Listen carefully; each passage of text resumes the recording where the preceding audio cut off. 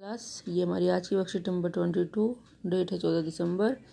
Topic हमारा चल रहा है सामाजिक विज्ञान के हमारे अतिथि बुक से।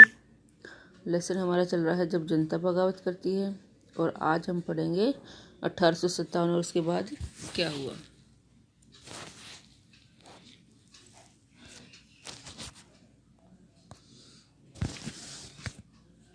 चलिए देखते हैं। इससे पहले वाली वर्कशीट में हमने 1857 क्रांति की शुरुआत कैसे हुई उसके बारे में थोड़ा थोड़ा जाना था। आज हम देखते हैं सैनिक विद्रोह किस तरह से जन विद्रोह बन गया। सैनिक विद्रोह मतलब जो सेना के लोग थे विद्रोह कर रहे थे और फिर कैसे आम जनता ने उसमें अपना योगदान दिया। 18वीं सदी के मध्य से राजा और नवाबों की ताकत छीनने लगी थी। अंग्रेजों ने उनकी ताकत छीननी शुरू कर दी थी। उनकी सत्ता और सम्मान दोनों खत्म होते जा रहे थे।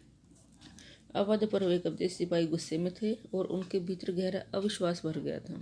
उन्हें लगता था कि अंग्रेज सरकार हिंदुओं और मुसलमानों के धर्म को नष्ट करने पर आमादा है और सबको ईसाई बनाना चाहते हैं।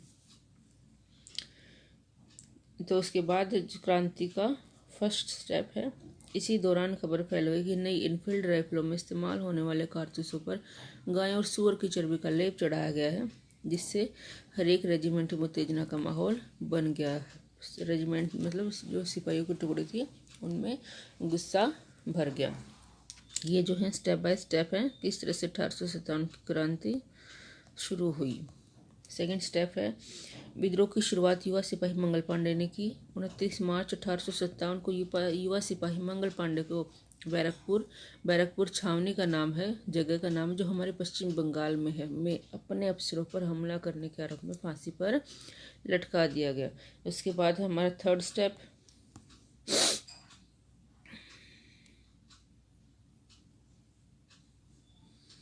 कुछ दिनों बाद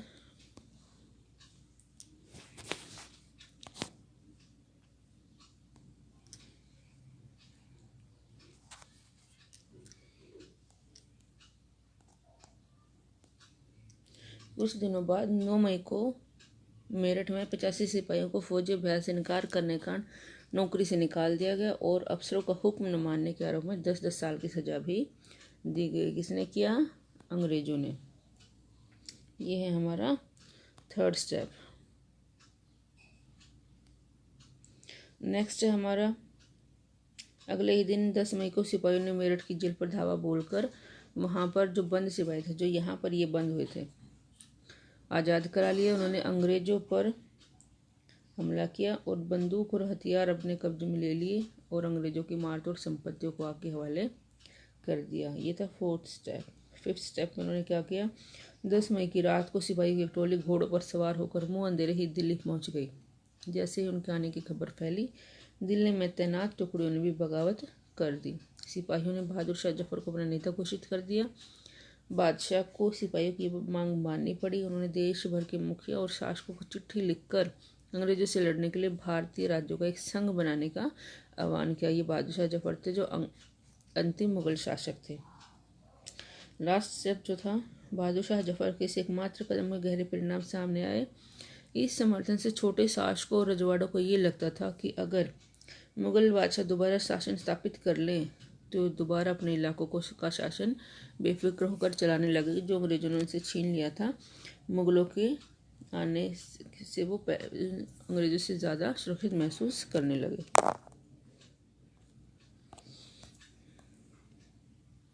उसके बाद है फिर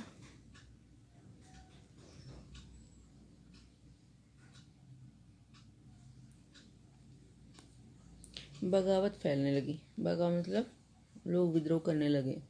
अंग्रेजों को इन घटनाओं की उम्मीद नहीं थी। उन्हें लगता था कि कारतूसों के मुद्दे पर पैदा हुई उथल पुथल कुछ समय पश्चात शांत हो जाएगी, लेकिन ऐसा नहीं हुआ। लेकिन बादशाह के समर्थन के बाद स्थिति रातों रात बदल गई। दिल्ली से अंग्रेजों के पैर उखाड़ने के एक हफ्ते बाद विद्रोह का सिलसिला ही शुरू हो गया। एक के बाद एक हर रेजिमेंट में सिपाहियों ने विद्रोह कर दिया और वे दिल्ली, कानपुर व लखनऊ जैसे मुख्य बिंदुओं पर दूसरी टुकड़ियों का साथ देने को निकल पड़े। धीरे धीरे क्रांति हर जगह पूरे देश में शुरू होने लगी। उनकी देखा देखी कस्बों और गाँव के लोग भी बगावत के रास्ते पर चलने लगे। वे स्थानीय नेताओं, जमींदारों और मुखियाओं के पीछे संगठित हो गए कौन? कस्बों और गाँव के लोग। ये लोग अपनी सत्ता स्थापित करने और अंग्रेजों से लोहा लेने की तैयार थे। कानपुर से स्वर्गीय पेशवा बाजीराव के दत्तक पुत्र नाना साहेब, दत्तक मतलब गोद लिया हुआ, नाना साहेब ने ब्रिटिश सैनिकों को शहर से खदेड़ दिया। कहाँ पर? कानपुर में। लखनऊ से नवाब वाजिद अली शाह के बेटे बिरजिश कद्र को नया नवाब घोषित कर दिया गया। उनकी मां बेगम हजरत महल ने अंग्रेजों के खिलाफ विद्रोह को बढ़ावा देने में बढ़ चढ़कर हिस्सा लिया। झांसी में रानी लक्ष्मीबाई ने नाना साहब के सेनापति तात्या टोपे के साथ मिलकर अंग्रेजों को भारी चुनौती दी। ये वही झांसी की रानी थी जिनकी गोद लिए पुत्र को अंग्रेजों ने स्वीकार नहीं किया था।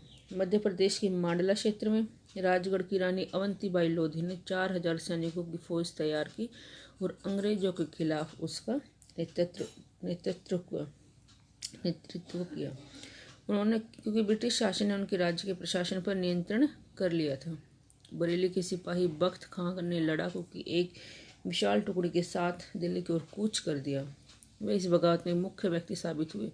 बिहार के पुराने जमींदार कुंवर सिंह ने भी विद्रोही सिपाहियों का साथ दिया और महीनों तक अंग्रेजों से लड़ाई लड़ी। तमाम इलाकों के नेता और लड़ाके इस युद्ध में हिस्सा ले रहे थे। इस तरह से ये बगावत पूरे देश में फैल गई। अलग अलग लोगों ने इसमें हिस्सा लिया। अब कुछ क्वेश्चन देख लेते हैं। सन 1857 के विद्रोह के क्या कारण थे?